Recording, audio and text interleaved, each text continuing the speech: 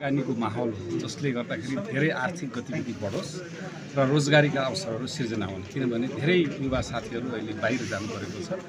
हाम्रो यो लगानीको माहौल चाहे निजी क्षेत्रको होस् अथवा सरकारको बजेट समयमा खर्च नहुने जुन समस्याहरू छ त्यसले गर्दाखेरि रोजगारीका अवसरहरू सिर्जना भएको छ। सबभन्दा पहिले यो प्रतिनिधि सभाको उम्मेदवारी दिएर प्रतिनिधि सभामा गएर सांसदको हैसियतमा यस्तो नीतिहरूमा सुधार्नको लागि अथवा नयाँ नीति बनाउनको लागि चाहिँ जोड दिनेछु।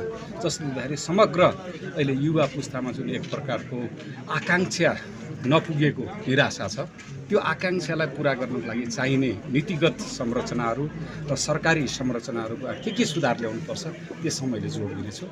दोस्रो कुरा चाहिँ मैले यो स्वदेशी अथवा वैदेशिक लगानी जुन अहिले कमी भइरहेछ त्यो लगानी ल्याउने माहौल जुन हामीले गराउनु पर्नेछ, विश्वास जित्नु पर्नेछ, त्यो विश्वास आर्जन गर्ने एउटा नीतिगत बहस मैले जुन अहिले पनि चलाएको छु, संसदमा पनि त्यस्तो बहस चलाउनेछु। र प्युठानवासीहरूलाई हामीले धेरै हेऱ्यौँ, हामीले धेरै राजनीति पनि गऱ्यौँ, धेरै राजनीति बहस पनि भए, वाद र सिद्धान्तका कुरा पनि भए। तर अहिले हामीलाई चाहेको एउटा सुसंस्कृत उदार विचारसहितको विकास चाहिएको छ जसमा युवा पुस्ताले आफ्नो भविष्य उज्जवल भएको देख्न चाहन्छु। त्यसैको लागि म चाहिँ यो प्रतिनिधि सभाको उम्मेदवार भएको छु। अब यहाँभित्र के गर्न सकिन्छ भने दुई तीनवटा कुरा छन्। एकदम गेम चेन्जर आयोजनाहरू छन्। जुन नौमुरे आयोजना म आफै राष्ट्रिय नायकको उपाध्यक्ष हुँदाखेरि डिपिआरमा राखिएको थियो, त्यसलाई सहजीकरण गरेर अगाडि बढाउने सांसदको हैसियतले म त्यसलाई अगाडि बढाउनको लागि सहजीकरण गर्नेछु। र मैले पहिलेदेखि आफैले देखेको सपना भालुवाङ भीमगेठे बाटो जुन कोइलाबासदेखि मुस्ताङसँग खोराल नाकासम्म जोड्ने एउटा जुन बाटोको परिकल्पना थियो, 2074 सालमा त्यसलाई टेन्डर पनि गरिएको थियो। तर यही हाम्रो प्रक्रियागत चुनौतीले त्यो कार्यान्वयन हुन सकेन। त्यसको पनि म सहजीकरण गर्दैछु।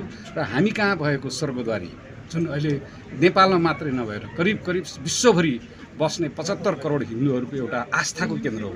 त्यसलाई संसारभरि हाम्रो स्वर्गद्वारी प्युठानमा छ भन्ने मैले पनि फैलाउने छु। लगायत अरू प्युठानमा थुप्रै यो शिक्षा नपाएका, विद्यालय ड्रप आउट गरेका जुन विशेष गरी युवा भाइ बहिनीहरू हुनुहुन्छ, उहाँहरूलाई यो सिप कसरी अहिले बजारले खोजेको र उहाँले चाहेको कस्तो सिप प्राप्त दिन सकिन्छ भन्ने पनि त्यसको लागि पनि म पहल गर्नेछु। विगतका निर्वाचन म जित्छु, मलाई प्युठानी जनताहरूले म यहाँ आएर प्युठानी जनतासँग नजिकिएर मैले काम गर्ने पहल गरेको थिएँ।